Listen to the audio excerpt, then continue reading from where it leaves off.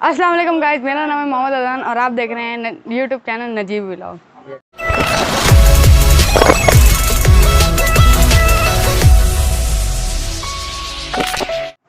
तो गाइस आज मैं अपने मामू के घर आया हूँ, तो मामू से एक सवाल करते हैं कि गीबत किसे कहते हैं। अस्सलाम वालेकुम मामू। मामू आपसे आज एक सवाल है कि गीबत किसे कहते हैं, आप हमें भी बताना और हमारे व्यूवर्स को भी बताना। वालेकुम सलाम गाइस। बच्चे ने हमसे सवाल किया है तो बहुत इसने बड़ा प्यारा सवाल किया है। तो ये पूछ रहा है भाई भांजा है हमारा कि गीबत किसको कहते हैं।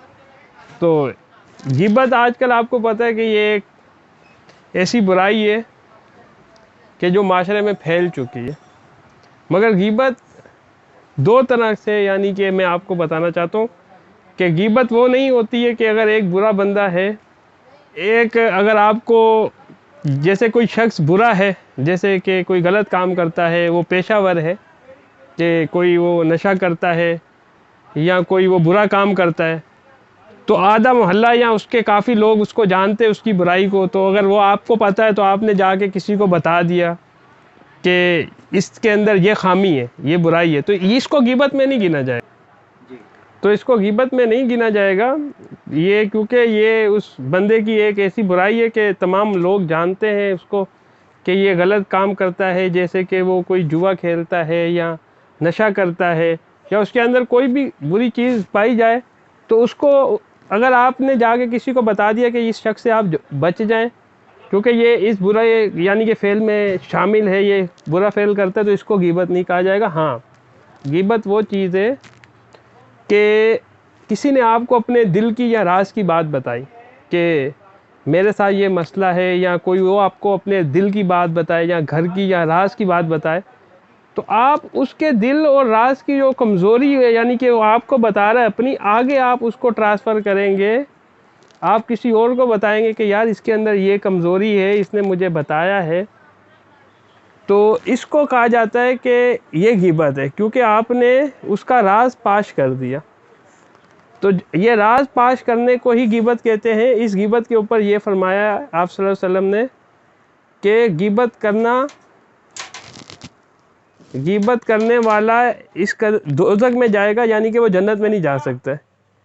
गीबत करने वाला दोज़ख में जाएगा। मगर गीबत के भी यानी कि हर किस्म के दो तरह के पहलू। एक, आपने किसी बुरे की जाके बुराई बताई, तो बुरे की बुराई बताई कि ये शख्स यानी कि ये शख्स बुरा है, तो इसके अंदर ये फॉल्ट है, आप इससे बच जाए, तो ये गीबत नहीं होगी। हाँ, आपने अगर किसी से बात सुनी, राज की बात सुनी, उसके घर की बात सुनी, या उसने आपने कोई अपने अंदर की कमज़ोरी आपको बताई, तो आपने आगे पाश की, उसका राज फाश किया, तो इसको जो है आपकी गीबत में शामिल किया जाएगा। इसका जो है ना, अल्लाह ताला कह रहा है कि वो आप सल्लल्लाहु अलैहि वसल्लम ने फरमाया कि शख्स आप सल्लल्लाहु अलैहि वसल्लम ने फरमाया कि वो कभी भी जन्नत में नहीं जा सके, क्योंकि वो दूसरों के राज पाश करता है, उसके ऊपर लोग भरोसा करके, दोस्त समझ के, भाई समझ के अपनी बात बताते हैं, तो इसको गीबत कहा जाता है। या फिर पीठ पीछे किसी की बुराई करना, इसका ये मतलब होता है कि उसके अंदर वो बुराई है नहीं है, मगर जानबूझ के उसको नीचा दिखाने के लिए बहुत सारे लोग कहते हैं कि यार वो ऐसा है, वो वैसा है। झूठ किसी के ऊपर बोलना, यानी कि झूठ उसके ऊपर इल्ज़ाम लगाना, इसको भी गीबत में शुमार किया जाएगा। ये गीबत है। पहली होगी गीबत। एक गीबत का मतलब है कि आपने उसका राज पाश किया, किसी ने आपको अपने दिल की बात बताई। तो दूसरी ये गीबत होती है कि आप खड़े हुए हैं किसी, जैसे कि अपने दोस्तों के साथ, तो किसी के साथ आपकी बनती नहीं है, जैसे कि आपकी दोस्ती नहीं बनती है, आपको वो अच्छा नहीं लगता, या आप उसको अच्छे नहीं, इख्तलाफ है दोनों में आप, तो आप उसके ऊपर यानी कि झूठे किसी तरीके के भी आप इल्ज़ाम लगाए कि यार ये चोर है, या ये बदतमीज़ है, गालियाँ देता है, या किसी किस्म की भी उसके ख़िलाफ़ बात करेंगे, तो इसको भी फिर गीबत में शुमार किया जाएगा। और ये भी जो है गलत बात है, ये भी किसी के ऊपर नहीं करनी चाहिए। इस्लाम के अंदर हमेशा आप मिलजुल के रहें, क्योंकि ये दीन जो है ये हर मुसलमान को भाई भाई का दर्जा देता है।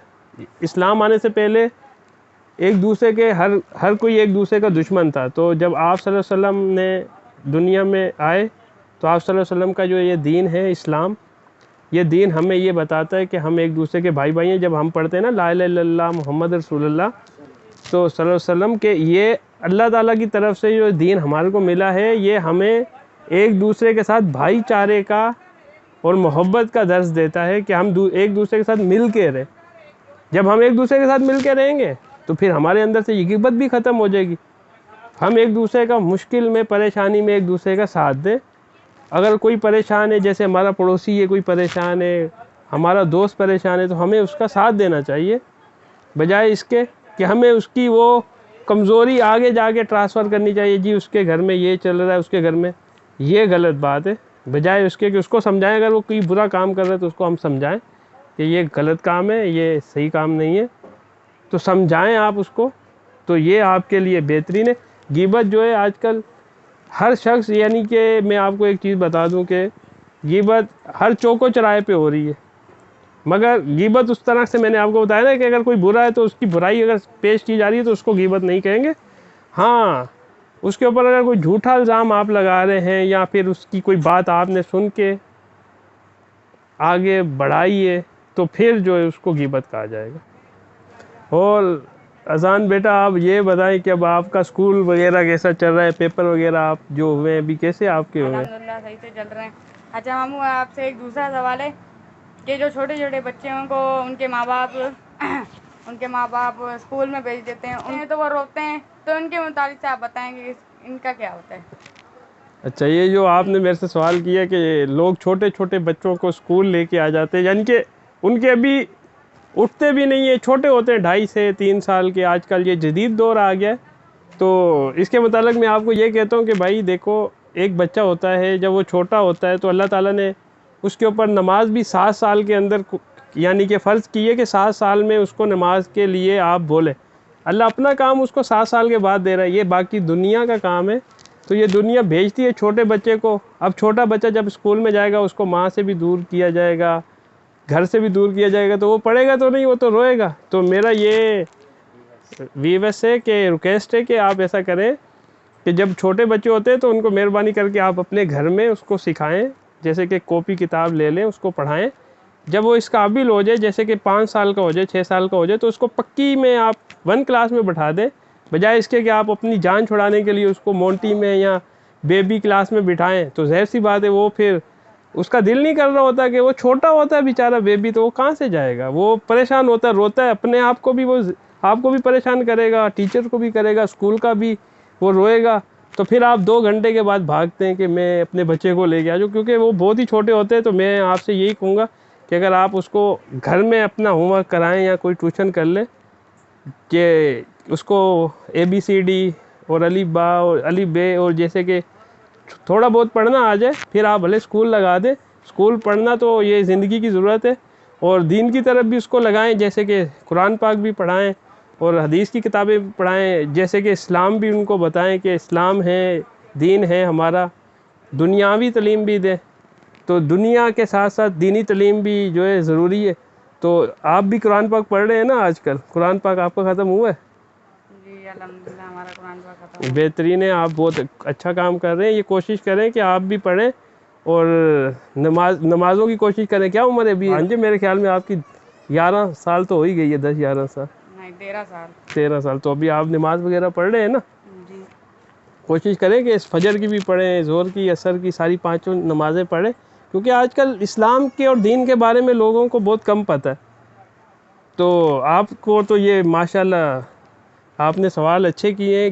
اچھا ماموں میں آپ سے دوسرا سوال کرنا چاہ رہا ہوں کہ جو چھوٹے چھوٹے بچے ہوتے ہیں ان کو ان کے ماں باپ جیسے کہ گلیوں میں چھوڑ دیتے ہیں، وہ مزدوری کرنے لگ جاتے ہیں، تو ان کے والدین کو آپ کوئی پیغام دینا چاہیں گے؟ آپ یہ کہنا چاہ رہے ہیں کہ ان کو اسکول میں داخل نہیں کراتے ہیں، یعنی کہ وہ گلی میں کھیلتے رہتے ہیں، کسی کونے میں دیکھو بچے کھیل رہے ہیں، یا کہیں اپنا اس طرح آپ دیکھ رہے ہوں گے کہ 4-4 5-5 کٹھے ٹولیوں کی صورت میں کھیل رہے ہیں. ہاں، اور یا پھر کوئی بچہ جو ہے وہ اپنا کام پہ لگا ہوا ہے، جیسے کہ کسی ماں باپ نے کام پہ لگا دی. کام پہ لگانا تو اچھی بات ہے، اگر وہ اس کے پاس وسائل نہیں ہے پڑھانے کے تو وہ بہترین کام کر رہا ہے کہ اس کو ہنر سکھا رہا ہے، تو ہم اس کو سلام پیش کرتے ہیں. باقی یہ جو بیچارے ماں باپ ہوتے ہیں ابھی، یہ اگر ان کے پاس وسائل نہیں ہے تو مہربانی کر کے گورنمنٹ اسکول بھی کھلے ہوئے ہیں، تو گورنمنٹ اسکول میں بھی اپنے بچوں کو پڑھا سکتے ہیں. اگر وہ کوشش کریں تو اپنے بچوں کو پرائمری تک کم سے کم تعلیم دلوائیں، کیونکہ یہ دور اس وقت ایسا چل رہا ہے کہ تعلیم کے بغیر انسان ادھورا ہے۔ ٹھیک ہے وہ کام بھی سکھائیں، اگر اللہ تعالیٰ نے ان کو وسائل دیے ہیں تو وہ مزید اور آگے بھی پڑھا سکتے ہیں، اور اگر اللہ تعالیٰ نے ان کو وسائل نہیں دیے ہیں تو وہ اپنے بچوں کو کسی ہنر پہ لگائیں، بجائے اس کے کہ وہ بیچارے گلیوں میں رولیں اور بعد میں وہ مزدوری کرتے ہیں، پھر ان کے سے یعنی کہ گھر چلانا مشکل ہو جاتا ہے۔ مزدوری کا ایک ایسا کام ہے، کبھی لگتا ہے کبھی نہیں لگتا ہے، تو پھر ہماری یہ قوم اسی لیے جو ہے پاکستان کے اندر پریشان ہے آدھی سے زیادہ، کیونکہ ہمارے پاس تعلیم نہیں ہے۔ ہم تعلیم پہ آج تک توجہ نہیں دے سکے، کیونکہ تعلیم انسان کی بنیادی ضرورت ہے۔ تعلیم نے انسان کو جو ہے نا آگے بڑھانا ہوتا ہے، تو جتنی آپ کے پاس تعلیم اور ہنر اگر آپ کے ساتھ تعلیم کے ساتھ شامل ہو جائے گا تو آپ ترقی کریں گے، بڑھیں گے آگے، آپ کے آگے بڑھنے کے مواقع زیادہ ہوں گے، آپ کے آگے بڑھنے کے یعنی کہ زیادہ چانس ہوں گے، اور بجائے اس کے کہ آپ گلی محلے میں اپنے بچوں کی عمر برباد کریں، تو وہ بچہ تو ظاہر سی بات ہے بچہ ہے، وہ تو کھیل کے اپنی عمر گزار لے گا، تو مگر جب وہ بڑا ہوگا تو پھر وہ مزدوری میں ہی لگے گا۔ تو مہربانی کرے اس ماں باپ سے ہماری یہ ریکویسٹ ہے ویس کہ ان کو کسی کام پہ لگائیں، اگر آپ کے پاس وسائل نہیں ہیں پڑھانے کے، مہربانی کریں کہ کوشش پہلے یہ کریں کہ ان کو تھوڑا بہت پڑھائیں، اور اگر نہیں پڑھا سکتے تو کسی کام پہ لگائیں۔ تو یہ ہمارے تیسرا سوال کیا تھا بھانجے نے، محمد اذان ان کا نام ہے، تو میں ان کو محبت میں حسن بھی کہہ دیتا ہوں، تو انہوں نے یہ سوال کیا تھا تو میں نے ان کو سمجھایا بھی ہے۔ تو آپ بھی اپنے دوستوں کو یہی کہیں کہ اگر کوئی نہیں پڑھ سکتا تو کم سے کم اپنے والد والدہ کو بول کے ان کو کسی کام پہ لگوا دیں۔ اچھا، تو دوسرے نمبر پہ وہی ویورس کہ میں آپ کو ایک اور چیز بھی بتانا چاہ رہا ہوں کہ یہ جو نجیب ولاگ ہے ہمارے بھائی کا جو چینل ہے، اس کے اوپر ہم اور بھی کام کر رہے ہیں، جیسے کہ سیلاب متاثرین ہے، نجیب بھائی آپ کو ویڈیوز دکھائیں گے، تو مزید اس کے اوپر ہم کام کر رہے ہیں، سیلاب متاثرین کی بھی ہم مدد کر رہے ہیں۔ تو اس کے اوپر نجیب بھائی کا ایک نمبر چلے گا کہ آپ اس سے رابطہ بھی کر سکتے ہیں، اور مزید آپ اس سے بات کر کے اس کے ساتھ کانٹیکٹ کر کے اس کے ساتھ جو ہے نا اس چینل کے اپنا وسیلے سے، اس چینل کے اس سے کہ توسل سے کہ آپ اس سے کانٹیکٹ کر کے بات کر سکتے ہیں، وہ آپ کو ویڈیو دکھائے گا، کیونکہ آج کل یہ بہت بڑا مسئلہ ہے ہمارے ملک میں، سیلاب آتے ہیں، اور یہ تو آپ کو پتہ کہ بارش اتنی ہوئی ہے تو غریب بیچارے جو ہے بے گھر ہیں، تو ان کو مدد کی ضرورت ہے، راشن جیسے کہ کپڑے، جوتے، جو بھی ہو سکتا ہے کسی سے، تو وہ یعنی کہ مچھردانیاں، کسی قسم کی بھی آپ مدد کرنا چاہیں تو نجیب بھائی کا نمبر پہ آپ کانٹیکٹ کر لینا۔ اچھا، تو وہی ہے اس کے میں آپ کو ایک اور چیز بھی بتا رہا ہوں کہ جو بھائی نجیب بھائی سے رابطہ کرنا چاہے تو نمبر نیچے چل رہا ہے، جیسے کہ اگر اپنا کاروبار پروموٹ کرانا چاہتا ہو، جیسے کہ ویڈیو بنا کے آپ اپنی دینا چاہتے ہیں ہمارے چینل پہ، تو آپ نجیب بھائی سے کانٹیکٹ کریں گے تو نجیب بھائی آئیں گے، آپ کے کاروبار کی جو معلومات ہوگی ہم اپنے چینل پہ بتائیں گے ناظرین کو۔ اور آپ کی مہربانی، شکریہ کہ آپ ہمارے چینل کو دیکھ رہے ہیں، اور آپ سبسکرائب کر دیں ہمارے چینل کو، اور مہربانی شکریہ، آپ کو یہی کہہ سکتے ہیں کہ آپ ہمارے چینل کو سبسکرائب تو آپ ہمارے چینل کو لائک کریں، اور یہ مزید آگے آپ اس کو ویڈیو کو شیئر کریں، تو یہ جس تک یہ یعنی کہ ہماری یہ معلوماتی جو چینل ہے، یہ معلوماتی ویڈیو ڈالتے جس تک نہیں پہنچی ہے تو آپ یہ مہربانی کر کے پہنچائیے، صدقہ جاری ہے۔ تو شکریہ ویورس کہ ہم نے یہ ویڈیو بنائی، تو انشاءاللہ اگلی ویڈیو کے آپ انتظار کریں، پھر آپ کے لیے ایک اور ویڈیو بنائیں۔